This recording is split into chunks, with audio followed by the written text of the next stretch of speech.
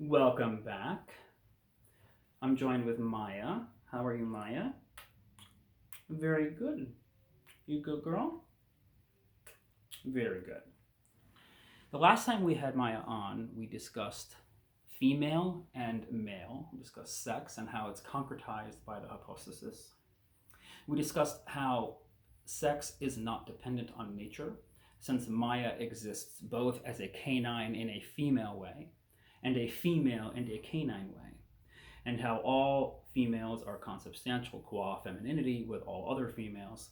Similarly, all males are consubstantial with all other males. They are wholly male. It's not dependent on the nature. And how this is all wrapped up in the hypostasis. This is all concretized, right? Femininity and masculinity are abstract, just as the nature is, just as the energies are, just as the accidents are. Though, again, accidents are dependent upon the nature, and so are the energies in some way. And similarly, last time we had Maya on, we talked about how she is black. That is what she is.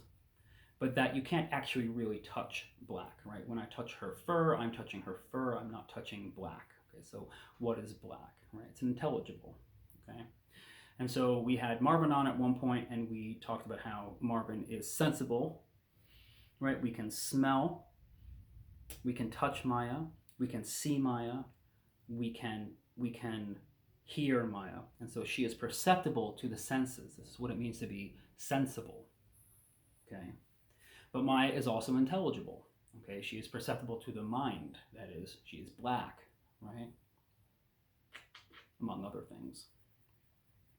And so this is what Parmenides is getting at when he states his dictum that to be is to be intelligible.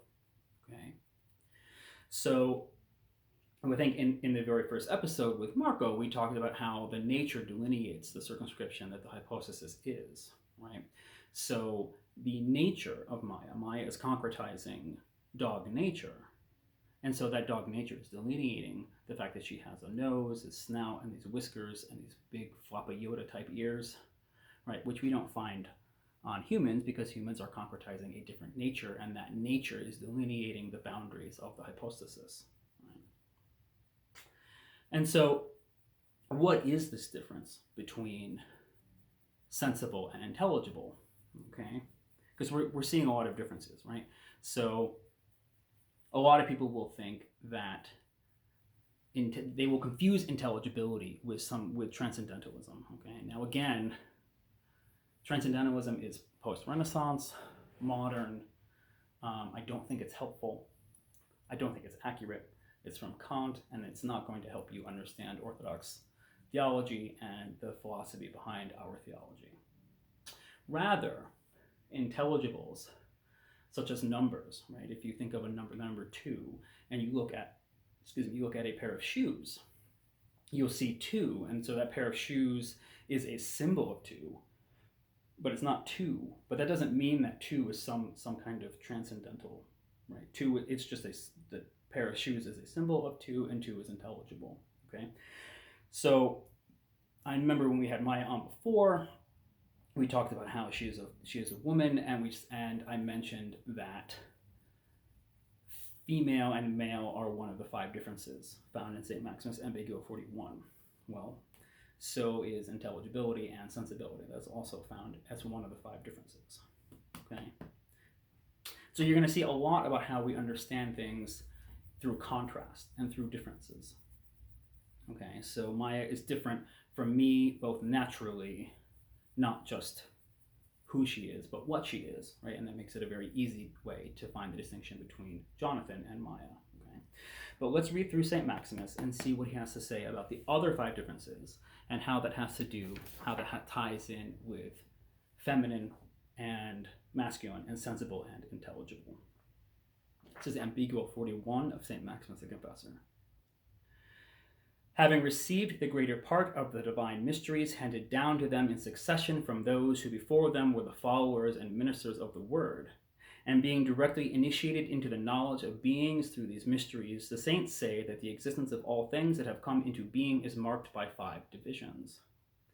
The first of these, they say, is that which divides the uncreated nature from the whole of created nature, which received its being through a process of becoming. For they say that whereas God in his goodness created the splendid orderly arrangement of all beings, it is not immediately self-evident to this orderly arrangement who and what God is. And they call division the ignorance of what it is that distinguishes creation from God. For to that which naturally divides these realities from each other, and which excludes their union in a single essence, since it cannot admit of one and the same definition, they did not give a name. The second is that according to which the totality of nature, which received its being through creation by God, is divided into the intelligible and the sensible. The third is that according to which sensible nature is divided into heaven and earth. The fourth is that according to which the earth is divided into paradise and the inhabited world.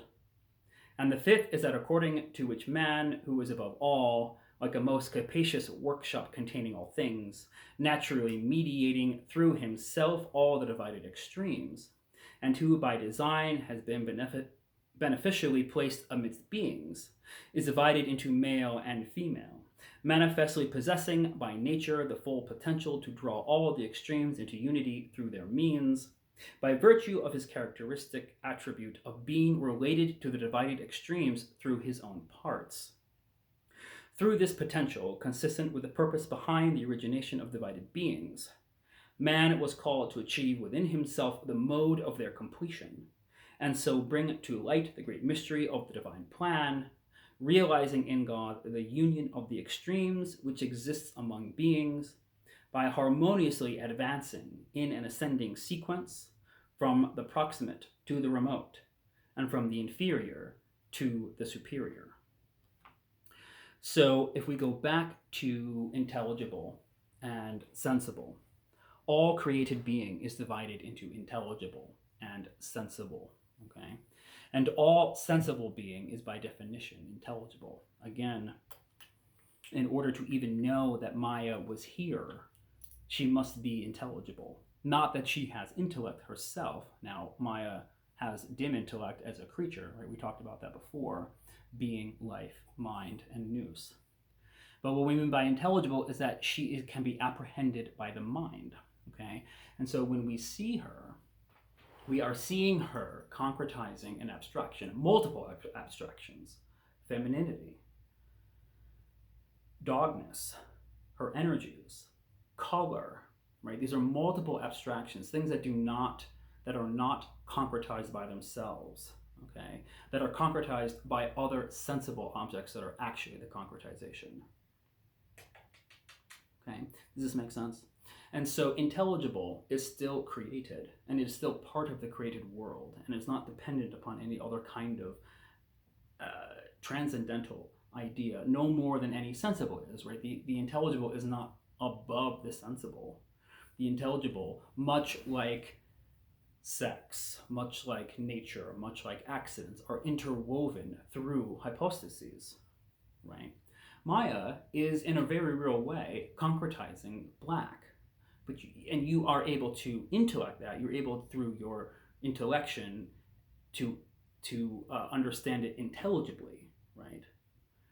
And you can see black. So in some way, black is somewhat perceptible to the senses, but it's not really what we would call sensible. Okay, but it still is dependent on a concrete hypostasis. Yes, as is feminine.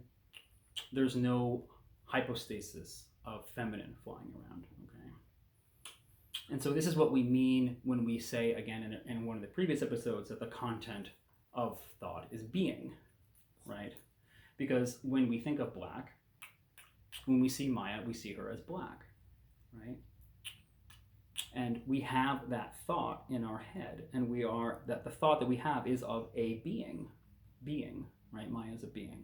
So Maya is holy being, just like I am holy being, and it is that differentiation between us which actually unites us as being. Okay? And we truly participate, again, with black, with Maya, with all these things, because if we didn't, we would be thrown into absurdity and stuck in nihilism. Okay?